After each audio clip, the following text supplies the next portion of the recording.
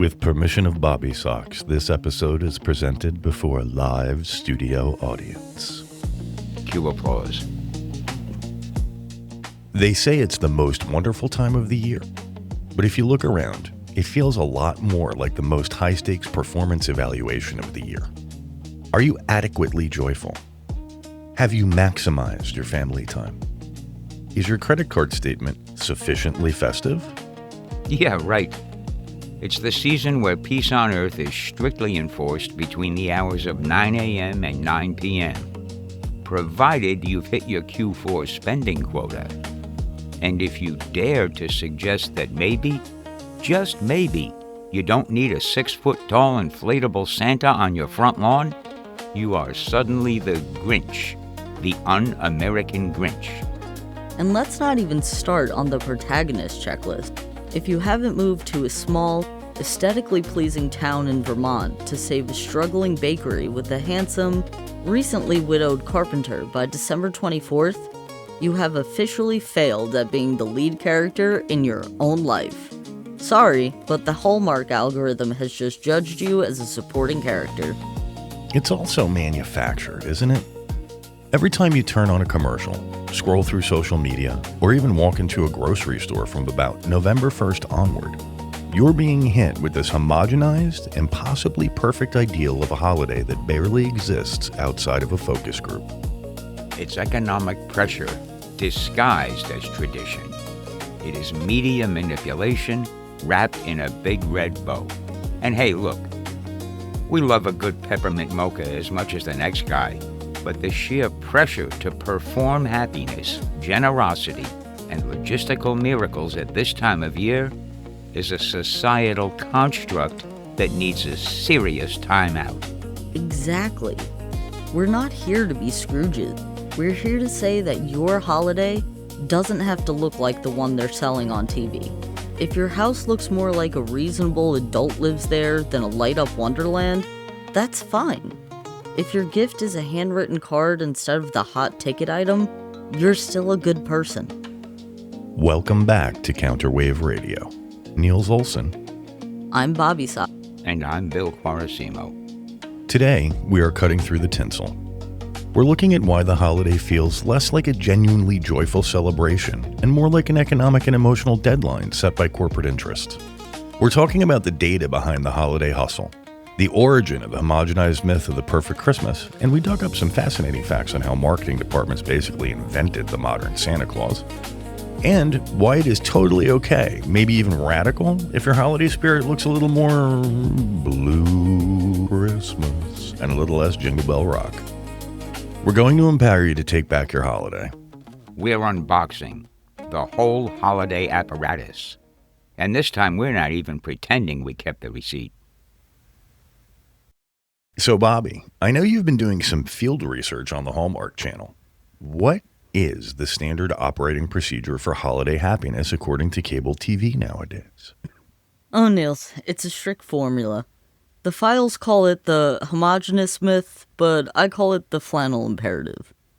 We start with this woman, big city woman, probably with good job, career, managing something, but she hates her whole life, even though her hair's perfect, her clothes are perfect, her watch probably costs more than a year of my rent. Everything's perfect, but she hates her life. So she gets sent to a small town, or she's like going home to visit family in a small rural town of Mistletoe Junction, Candy Cane Lane, something that just happens to be named after Christmas. And now she has to be around her family who think she's great and her life's perfect, but she hates her life, and now she's stuck in rural land.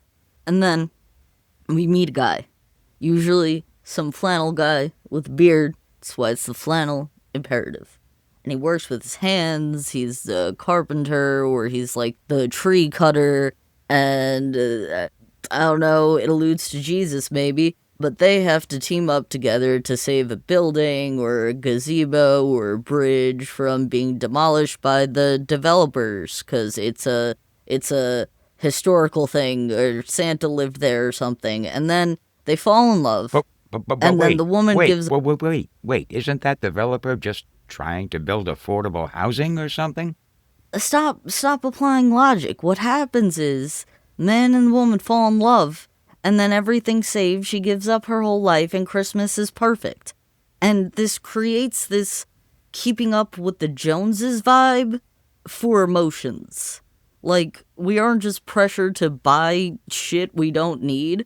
We're pressured to perform this specific brand of small-town joy. If you aren't wearing a chunky knit sweater, drinking cocoa by the fire, are you American? It's the commodification of nostalgia, really. We're chasing a memory of a holiday that never actually happened or existed. It's just an image in the media. But to sustain that perfect image, someone has to do the heavy lifting, right? Bill, this is where the rubber meets the road, or where the delivery van hits the snowbank anyway. Yeah, that heavy lifting every year, every holiday season, over and over again, falls to us. We call this the holiday hustle. We love to talk about the spirit of giving, but let's call it what it really is, the spirit of solvency for retailers. Let's start with the debt trap. We see massive spikes every year in consumer debt just to buy gifts that end up in a landfill in 3 years. Damn right, because most of these things are designed to have a 3-year life cycle. It's mind-boggling the way this kind of consumerism works. This is all so that the retailers can get their profits, their end-of-year profits up. And it's funny how those end-of-year profits increase every year. Year over year, it's always up, never down. Mm-hmm. Which tells you one thing, really. Each year, we're exploited slightly more. Mm-hmm. I mean, that is the goal of each Or each year retailer. we buy into it slightly more. Either way, we're being had. On top of the debt trap, we're hit with the labor crunch. While you and I and most of those we know are cozy at home in our chunky sweaters or flannel shirts, watching those Hallmark movies that Bobby talked about earlier, low-wage retail and delivery workers are out there pulling double, sometimes triple shifts in brutal conditions. And I can speak to that because most of the beginning of my life, I was one of those low-wage retail workers that was out there. When you hit the holiday season, from about a week before Black Friday all the way through right around January 1st, the level of abuse that you take where you work from the people you work for skyrockets. Absolutely. And if you want to keep your job, you're putting up with it. And if not, oh well, it's going to be a shitty holiday for you. Yeah, I was also going to speak on my history in retail with that. It's the weeks before Black Friday. If you're in a good retail environment and you like your coworkers, we're in a time where we all mentally brace ourselves and be like, all right, who's going to take shifts in the back if we need to not freak out? Because people do get mean. They get demanding. And, you know, you're already on your feet for 10, 12 hours, and now people are yelling at you about prices you don't control. Mm-hmm. No, it speaks to the average American's ability to treat the employee at a retailer or at a fast food restaurant or any restaurant, really, as a fixture. The general accepted norm is that we treat people who work in these jobs as though they were a function of the company they worked for, not as though they were people. Which also means we treat them as though they are beneath us. And they are not. If some of us had to do the jobs that those people do, we would crumble in a day. We would not last our first 8-hour shift. The reality is that the economy, at least the economy that's foisted upon us, relies upon us being stressed enough to impulse buy, but concurrently not stressed enough to stop working. And it is a delicate balance. So that turkey tangled in the lights on the show art, that's basically an Amazon warehouse worker right now, I guess. I mean, pretty much. I think it starts with acceptance. We need to just normalize the idea that you can opt out of the madness. Right. We see a spike in loneliness this time of year, the blue Christmas phenomenon that I sang about earlier. But there is power in chosen family. And that doesn't have to mean a big gathering. It can mean simply ordering Chinese food and sitting in your pajamas, preferably flannel, and refusing to discuss politics with an uncle you see only once a year. We need to accept the idea that we don't need to pile $5,000 worth of gifts under a tree. We need to come together as friends, family, and enjoy the company of each other instead of the commercial bullshit, baubles, bangles, and beads that we're expected to buy every year. Yeah. The most radical thing you can do this season is reject the forced happiness mandate. If you're sad, be sad. If you're happy, be happy. But do it on your terms, not because a calendar alert told you to. If you think about it, there's a lot of pressure that we all get placed on us this time of year, every year, to be this perfect picture of holiday season happiness. Mm-hmm. Well, that's just not real for most people. It's not the truth. It's an illusion. It's that emotional keeping up with the Joneses that Bobby was talking about earlier. Mm-hmm. Yeah, and it can be triggering to people who already have a hard time during the holidays, that stress, that pressure to be happy. You feel like you're a burden if you talk about your sadness or any emotion that isn't happiness around the holidays. You feel like you're a burden to those around you because everything is saying everybody's happy. Right. And it exacerbates the loneliness, and it can be a really difficult time. Yeah, it's the most joyful season, so what is wrong with you? Whatever is going on in your personal headspace, try to remember that this forced happiness, this consumer-driven holiday, and even Santa Claus himself has been dumped upon us by marketing and advertising and media that are all geared to benefit the bottom line. Yeah, And actually. and it's not your bottom line they're looking at. No. And Bill actually brought up one of my favorite tidbits that I tell people, and they don't like when I tell them this fact. Our modern version of Santa Claus that we know in the U.S., we can all thank Coca-Cola. Yep. Because that's not what St. Nicholas looked like. Nope. Coca-Cola gets a bad rap. They weren't alone in this. They were a part of it, but they were not alone. But there was a certain standardization of Santa Claus that went on in the early days of the golden era of American marketing. And it went on between a few companies. Coke was one of the big players, but not the only one, as Bill said. They rewrote Santa to be a homogenized, normal myth that everybody could buy into for the holiday season. It didn't matter whether you were Christian, white, or Christian. You could believe in Santa Claus. Just as De Beers rewrote the story of the diamond, American business rewrote the story of Christmas. In Absolutely. many, many ways. Yep, And we dropped Krampus, and I think that's a bad thing. I think Krampus would be very beneficial in this country. I think Krampus for politicians. Krampus 2028. I was going to say, on a serious note, we're also in a time in the U.S. where everything's expensive. The price of everything is skyrocketing, and now we're in the holidays where even just trying to have that meal with family can be difficult. So I think another thing to just focus on this year is, like, gifting yourself. I don't mean buying yourself things. I mean gifting yourself time alone, gifting yourself time to do things you like, gifting yourself rest. If you want to focus on it being a gift-giving season, take out the money part of the gifts. Mm-hmm. How about gifting yourself to those you love? Just be there for them. If they're not happy, don't put them down. Don't push them away. This is the time, more than any time, that you need to listen to what's hurting them, listen to what's going on in their lives. Yeah. Because there'll come a day, believe it or not, when you'll wish they were there to listen to you. So the perfect holiday sold to us by the media is really this meticulously crafted commercial designed to increase Q4 profits and enforce an emotional quota. Your freedom this season lies in rejecting that script. Here's the biggest thing.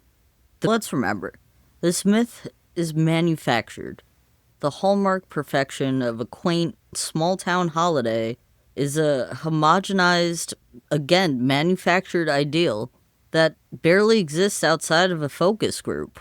I mean, how many of us actually even live in a rural area anymore? Let alone Candy Cane Junction. Come on. Yeah. The places that they portray in these movies are ridiculously idyllic to the point where they just can't exist. Yeah, they're just fantasy movies at this point. It's a commodification of nostalgia trying to pressure you to chase memories that never existed in the first place. Well, is it a fantasy movie or is it female training? That you should as well. give up your high-powered career, your $5,000 shoes, your $3,000 watch, and your good job. Because really what you should be doing is taking care of Bob, the woodcutter. It twists the idea of family. It twists what family is supposed to be about during the holidays. It uses it against the viewer without them even realizing it. Yeah. You're supposed to be spending time around your family if you want to. Again, that's a big if you want to. Because it brings you joy. But what about the gazebo? I don't give a fuck about your gazebo, man. It's the middle of the winter. What you doing with the gazebo? Saving it from the developers. And let's not lose sight of what we're talking about here. We're calling this the myth of the perfect Christmas. And it is. What is a myth? What is a myth? Story. A story. It's a story that you tell to make yourself feel better about things. Myths have definitely changed from what they first were, but it's still, at its base, is a story. It's trying to paint this nice picture. You know, I think that's why I prefer Christmas movies like A Year Without a Santa Claus or Wacko's Wish. Yeah. And don't ever lose sight of the fact that this myth was largely written by the same people you're throwing your money at every November and December. Almost as if you were trained to spend. It's an economic mandate. This massive pressure to be happy and generous and logistically perfect. It's an economic pressure disguised as a tradition, wrapped up in a happy myth. This holiday hustle relies on spiking consumer debt for gifts and overworking low-wage retail and delivery workers. The economy needs you stressed enough to impulse buy, but again, don't get so stressed that you stop working. And another thing with this mandate of the holidays, it's an environmental toll that I don't think people talk about. We hit on the fact that a lot of these gifts end up in a landfill in 3 years. But in 1 year, the amount of packaging leads alone. rushing things like fast fashion or trendy toys that are usually mostly plastic that the kid doesn't like. Temu stocking stuffer. Oh, God. Temu stocking stuffers, yeah. And I think, Niels, I heard you mumble something about all the packaging that ends up in the landfills. Yeah, I didn't want to cut Bobby off, but I just had to get something in there because between the packaging that gets thrown out and what is done to the packaging in the holiday season. So here we go, back to retail, okay? One of the things I experienced as a retailer in the holiday season was a shift in packaging. And it was because theft goes up around the holiday season. So suddenly, small packages become big ones. Tiny items are in huge boxes or blister packs that you need a razor blade or scissors to open. So suddenly we've got a lot more packaging, and then we take it home and we package it again. We wrap it, we bag it, we box it. We ribbon it, we bow it, we stick a tag on it. We put it under a tree. So the net environmental impact every year of this is staggering.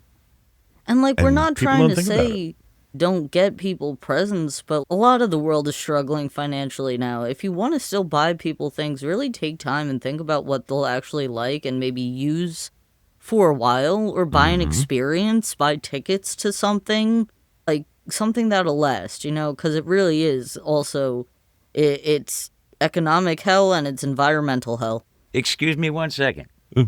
You mentioned blister pack. and needing a razor or scissors? Yes. Dude, I have encountered blister packs. Where you need a chainsaw. Thank you. That is exactly what I needed. Sometimes things are child-proof so well, I have to question if I'm an adult or not. So do I, and I'm going to be 50. Yeah. Yeah. Anyway, my thought in all of this is that the most critical action you can take to normalize the non-traditional holiday is accepting the non-traditional holiday. Reject the forced happiness mandate. If you're experiencing a blue Christmas, loneliness, sadness, acknowledge it. You're not alone. Hell, none of us are. And if seeing flannel and pine needles and wreaths everywhere makes you want to puke, decorate your house your own way. It doesn't have to be what the Hallmark movie says it has to look like. Make your holiday your own. So not only making your own options, but whether it's ordering Chinese food or spending time with chosen family, or simply just refusing to speak about politics or religion during the holiday, make it on your terms. Don't make it dictated by a calendar alert or a corporate commercial or Aunt Linda blowing up your phone. Listen, here's the reality that we live in. Every goddamn month is a holiday season in some regard. Mm-hmm. Amen. We go from Halloween to Thanksgiving to Christmas to Valentine's Day to St. Patrick's Day to Independence Day. Easter. They've literally... I'm sorry, I left out a big one, didn't I? Yeah. That's because it keeps moving around. I never know where to plug it in. And guess what? For every one of those perpetual holidays, we're conditioned to buy something. And this give it to someone this else. Particular one is the biggest one in that regard. Mm-hmm. But don't think you're slipping through Easter without buying some baskets and chocolates and Easter grass. And don't think you're slipping through Independence Day without buying some flags and banners. And they've got us coming and going, kids. Yep. They got us buying plastic things of things that exist, like fucking grass. Mm-hmm. Oh. Speaking of making the holiday your own, I'm gonna bring up this little tidbit that's, I guess, technically news, but it's fun, and a church made the holiday their own. I don't know if either of you saw, we may have to look up and find what church it was, but a church put out their nativity scene out on the lawn, like the big one, with everything except the baby Jesus was not there. Instead, there was a sign that said, "Ice was here." Whoa. St. Susanna Catholic Church Wow. in Massachusetts. That in Massachusetts. So that's a way to make their holiday their own. Yeah. The Holy Family is missing. There's a sign that says ice was here. Dang. That's some marketing genius right there. Yeah. Leave it to a church. Yeah. It? One of the things that I think about in the holiday season, too, is the music, right? Now, I love Christmas music. I don't love the Jesus-y songs. I'm going to go ahead and full disclosure, I'm not a Christian. Oh, hell no. You got that kind of money. But I do enjoy Christmas music, and I enjoy Christmas carols, and I enjoy the spirit of the season. I enjoy that whole Yuletide thing, but in a very secular way. But even the secular Christmas carols nowadays are either about forgiving somebody, loving somebody even though you shouldn't, or getting somebody something. Like, that's kind of it. My opinions on holiday music are not liked by most. I have some holiday songs I like, usually the alternative songs written by bands that aren't the songs that everybody knows. And I have the unfortunate psych knowledge that Christmas music or holiday music it has the possibility to just drive you a little bit insane because almost every song is the same chord progression in different ways and the same sounds. Every time they thaw out the beast, the hair on the back of my neck stands up and I just fear for my soul. Because if that siren gets close enough, even if it's over the radio, I hate the next thing you know, I hate myself for being single. I hate that now it's still October when she starts defrosting. That's rude. Right? I think I would rather hear Let It Go. Blasphemy. No, but there are some seriously good holiday songs. Like, Bill, don't you know that Thanksgiving song that nobody in the world knows? Arlo Guthrie. What do you mean nobody in the Nobody in world knows the it? world knows Alice's Restaurant Massacre? The Great Thanksgiving Day Massacre. Nobody in the world knows. What generation are you from, youngin'? Millennial. Oh my God. To this day, you sit in a diner on Thanksgiving long enough and you will hear that song. I had never heard that song in my life until Bill introduced it to me, and I was like, the fuck you mean there's a Thanksgiving song?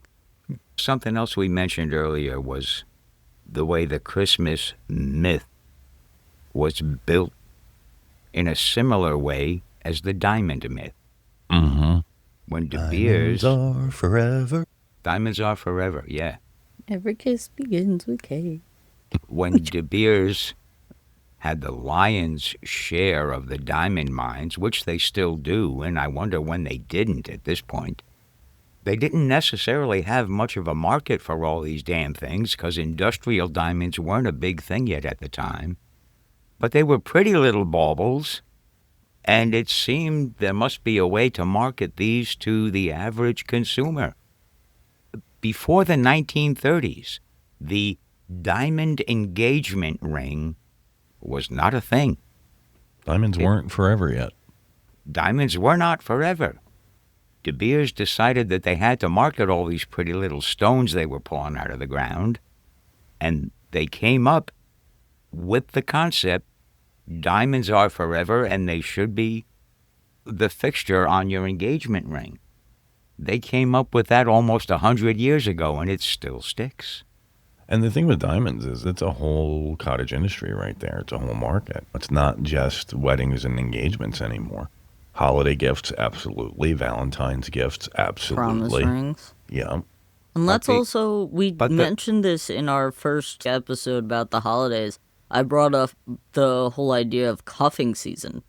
So today we've talked about economic pressure and the pressure from the weird Hallmark picturesque thing that doesn't exist, but Flannel season. that also all intertwines into this irrational cuffing season. Like, you want to buy diamonds for the girl you're supposed to bring home during the holidays. You will attract her with pretty stones. Yeah, and it's also like this performance of, like, you're buying gifts for a partner that's kind of a performance in the first place to then make sure they open in front of your family so your family knows how good you are at courting.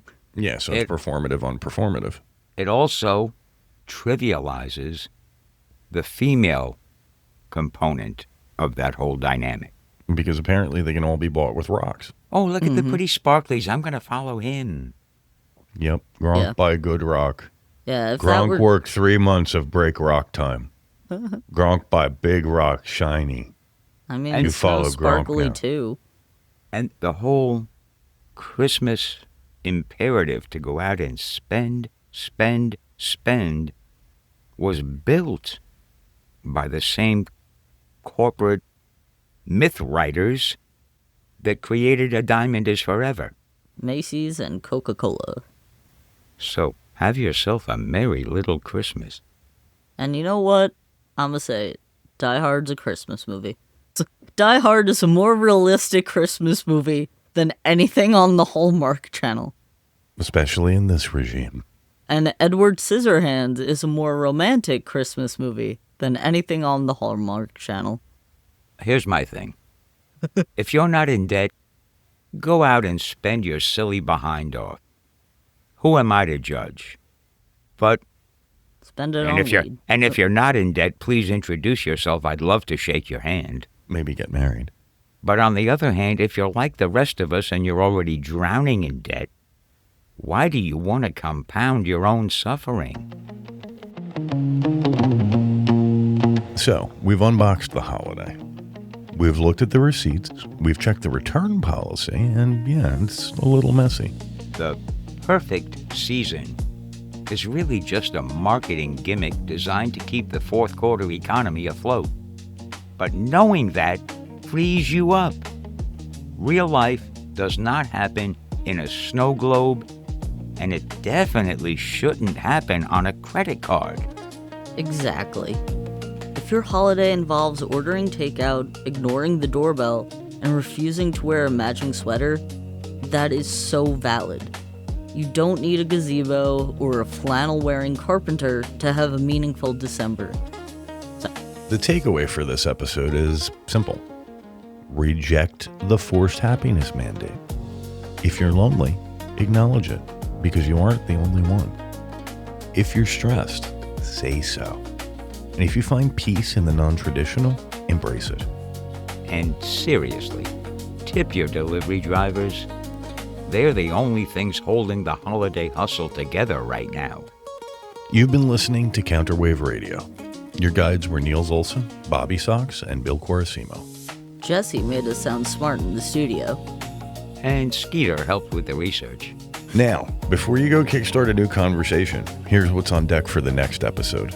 We're shifting gears from the stress of the season to the diversity of the season.